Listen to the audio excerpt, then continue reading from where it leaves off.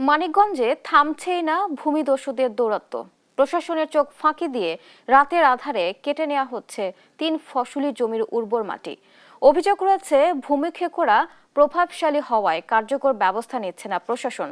তবে অপরাধীদের কোনো ছাড় দেওয়া হবে না বলে জানিয়েছেন জেলা প্রশাসন।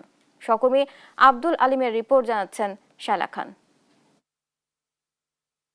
মানিকগঞ্জের 7 উপজেলায় কোনো নিয়ম নীতির তোয়াক্কা না করেই রাতের আধারে কেটে নেওয়া হচ্ছে উর্বর জমির মাটি।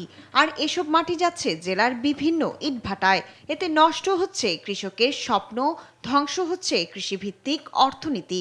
যেখানে একসময় ধান, পাট কিংবা সবজির সবুজ আবাদ ছিল, সেখানে এখন শুধু গর্ত আর পানি। এদিকে মাটিবাহী ট্রাক্টরের অবাধ চলাচলে নষ্ট হচ্ছে গ্রামীণ সড়ক সহ গুরুত্বপূর্ণ মহাসড়ক।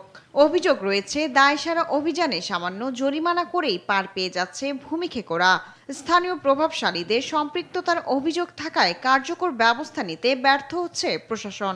মাটি কেটে কিনে কি করবো, আমাকে পেটের বাপ মাইরা হেল দিবেন, আমাকে দেশে থাকুন না। এই জমি কিনে মাটি কাটলে আমার ক্ষেত আশেপাশে ক্ষেত আছে, সেখানে ব্যাঙ্গের নামবো। এই ডিবের জমিটা আমরা 3 ফসল বিলে খাই, আমরা ভাতে কষ্ট করি না। আর মাঝে মাঝে দর করলে এটা পথ নষ্ট হয়ে যাবে। মাটি কাটবার লাগছে, তারপরে পুলিশ আইসা পুলিশ চলে গেছে গা, তারপরে রাত্রে মাটি নেয়। আবার ওই কেসটি মারামারি হয়েছে, মারামারি হওয়ার পরে মানে 2-3 জন হাসপাতাল পাঠিয়েছে। মাটি কেটে নিয়ে যাওয়ার বিষয়টি জেলা প্রশাসনের নজরে রয়েছে। জড়িতদের বিরুদ্ধে আইনগত ব্যবস্থা নেওয়া হবে বলে জানিয়েছেন জেলা প্রশাসক। তাৎক্ষণিকভাবে আমরা তাদেরকে 2 বছর পরিমাণ জেল এবং অর্থদণ্ডে দণ্ডিত করতে পারি। যারা অপরাধী তাদেরকে জানিয়ে দিচ্ছি যে এই অপরাধ চলমান থাকলে এবং আমাদের অভিযান পরিচালিত হচ্ছে এবং তাদেরকে কঠোর শাস্তির মুখোমুখি হতে হবে। দ্রুত অভিযুক্তদের চিহ্নিত করে আইনি ব্যবস্থা নিবে প্রশাসন, এমনটাই প্রত্যাশা সচেতন মহলের। শায়লা খান, নিউজ ডেস্ক, দেশ টিভি। নিষেধাজ্ঞা অমান্য করে ধামরাইয়ে ফসলি জমির মাঝে গড়ে উঠেছে অসংখ্য ইটভাটা। এসব অবৈধ ইটভাটার বিরুদ্ধে একের পর এক অভিযান পরিচালনা করেও লাগাম টানতে ব্যর্থ পরিবেশ অধিদপ্তর, যে কারণে নষ্ট হচ্ছে ফসলি জমি। হুমকির মুখে পড়ছে জীববৈচিত্র্য ও জনস্বাস্থ্য। বিস্তারিত দেওয়ানি মনের রিপোর্টে।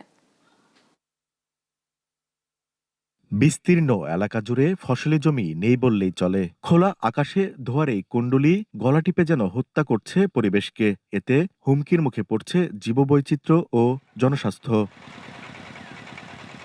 ধামরাই উপজেলায় প্রায় 2 শতাধিক ইটভাটা রয়েছে। এর মধ্যে অধিকাংশ ইটভাটারই নেই পরিবেশ অধিদপ্তরের ছাড়পত্র সহ বৈধ কাগজপত্র। এসব ইটভাটা আবার গড়ে তোলা হয়েছে ফসলি জমির মাঝে।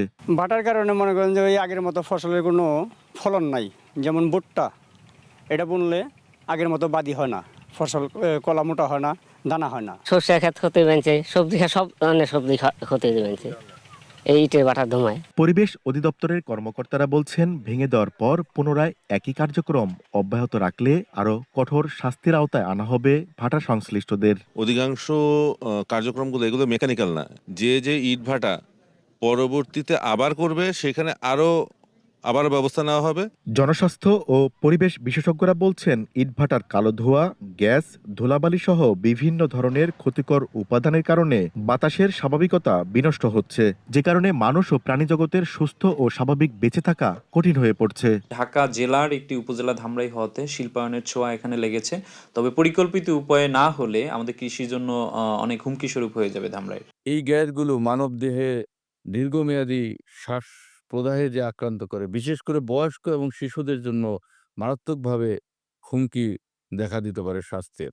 কৃষক, কৃষি, জীববৈচিত্র্য ও পরিবেশকে মারাত্মক বিপর্যয়ের হাত থেকে বাঁচাতে অবৈধ ইটভাটা বন্ধে নিতে হবে কার্যকরী পদক্ষেপ, এমনটাই মনে করছেন সচেতন মহল। দেওয়ানি মন, দেশ টিভি, সাভার।